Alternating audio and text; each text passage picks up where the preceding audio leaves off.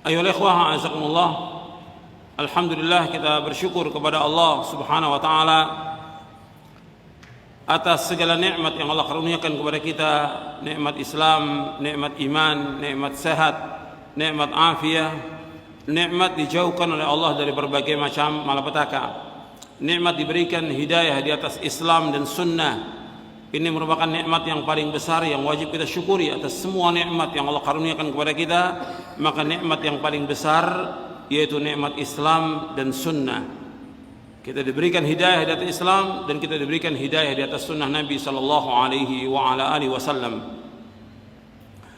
Kemudian kita juga bersyukur kepada Allah SWT, diberikan hidayah taufik oleh Allah untuk senantiasa menuntut ilmu syar'i. Ini merupakan kewajiban atas setiap muslim dan muslimah. Wajib bagi siapa aja, wajib thalabul ilmi syar'i. Apakah dia orang tua, seorang anak, seorang pemimpin, rakyat, pejabat, bawahan, orang kaya, orang miskin, wajib bagi mereka semuanya menuntut ilmu syar'i. Karena Nabi bersabda SAW, talabul ilmi faridatun ala kulli muslimin. Menuntut ilmu wajib atas setiap muslim. Kalau disebutkan muslim termasuk muslimah, wajib.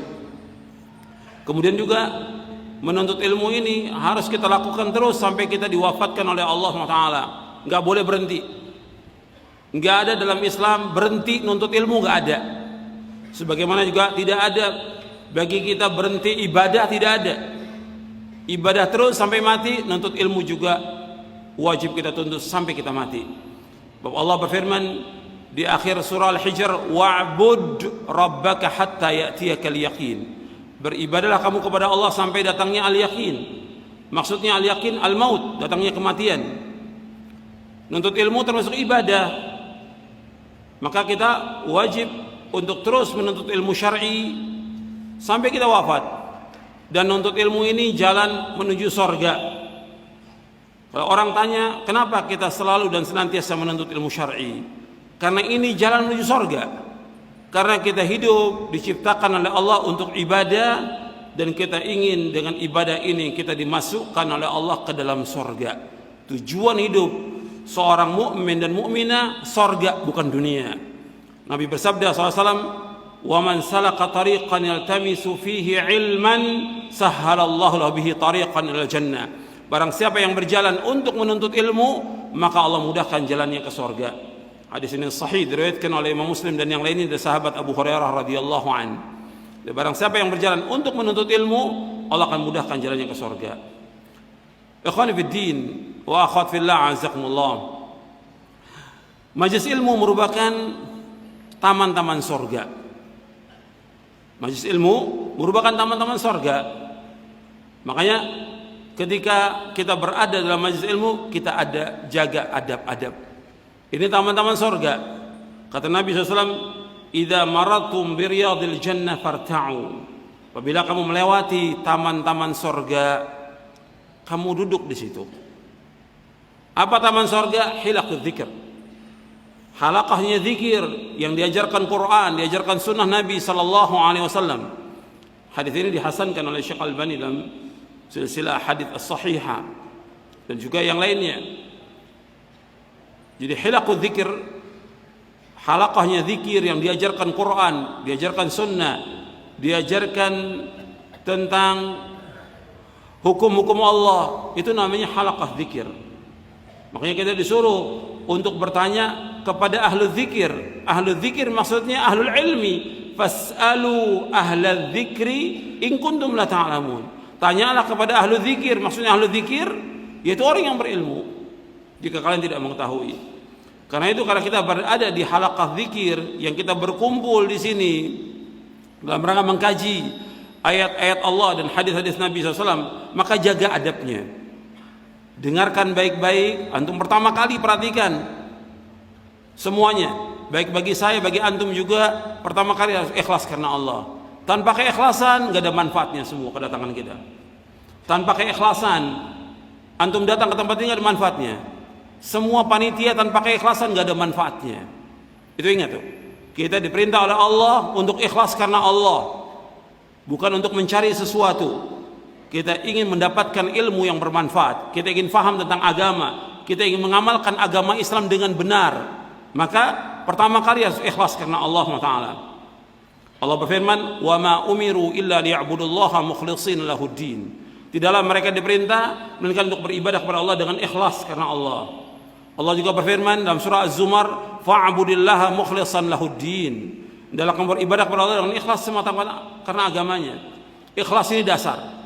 Niat yang baik dasar, dan tegaknya agama ini dengan dasar yang kuat, yaitu ikhlas. Tanpa keikhlasan nggak akan diterima amal kita. Diperhatikan kepada semuanya, kepada saya, kepada antum, kepada panitia, kepada seluruh yang hadir, ikhwan dan akhwat, ingatkan, kita datang ke tempat ini harus ikhlas karena Allah SWT. Meskipun kita sudah berusaha untuk ikhlas, tapi tetap terus berusaha bagaimana supaya kita ikhlas dan diterima amal kita oleh Allah Subhanahu wa taala. Yang kedua, itu faham. Antum berusaha untuk memahami apa yang disampaikan. Karena kalau antum nggak paham, nggak ada manfaat juga. Banyak orang nuntut ilmu nggak paham. Banyak juga ustadz yang ngajar dia nggak paham. Bagaimana dia menyampaikan ilmu, dia sendiri nggak paham. Gimana muridnya? Antum harus paham. Makanya Imam Bukhari menyebutkan di dalam kitab sahihnya tentang bab al-faham fil ilm. Bab tentang faham dalam ilmu. Harus paham. Jadi harus paham kita tentang ilmu ini, yang disampaikan harus paham. Makanya berusaha untuk memahami itu, antum dengarkan baik-baik dan diam. Jangan ada yang ngobrol. Yang ikhwan dan akhwat jangan ada yang ngobrol. Dengarkan baik-baik supaya antum dapat manfaat. Dengarkan dan diam. Karena dibacakan ayat Al-Quran, dibacakan hadis Nabi, dengarkan dan diam. Karena Allah yang merintahkan demikian dalam Al-Quran. Allah berfirman dalam surah Al-A'raf di ayat 204, "Wa idza quri'al Qur'anu fastami'u lahu wa ansitu la'allakum turhamun." Apabila dibacakan Al-Quran, adalah kamu dengar dan diam agar kalian mendapatkan rahmat dari Allah. Dengarkan dan diam. Perhatikan ya, semua yang hadir dan adik-adik yang hadir juga ini, dengarkan dan diam. Jangan ada yang berbicara. Jangan yang ngobrol. Yang akhwat juga perhatikan, dengarkan dan diam. Dengarkan dan diam untuk paham. Karena nggak mungkin kita bisa tegak agama ini tanpa ikhlas dan tanpa paham. Kata Imam Ibnu Qayyim di dalam kitabnya I'lamul Muwaqqi'in di juz yang pertama, kata beliau, Islam itu tegak dengan dua. Yang pertama dengan husnul qasd, yang kedua dengan husnul faham. Islam tegak dengan dua. Yang pertama dengan husnul qasd, yaitu niat harus ikhlas karena Allah, niatnya harus benar karena Allah. Yang kedua husnul faham, dia harus paham tentang agama, tegak agama ini, ikhlas dan dia paham tentang agama.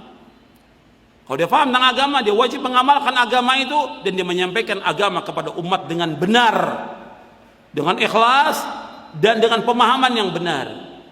Al-Quran wa sunnah ala fahmi salaf, nggak ada yang lain. Karena satu jalan menuju kepada Allah, jalan yang telah ditempuh oleh Rasulullah SAW dan para sahabatnya radhiyallahu anhum ajma'in. Itu yang wajib kita tempuh. Itu jalan selamat dan itu jalan yang membawa manusia ke surga.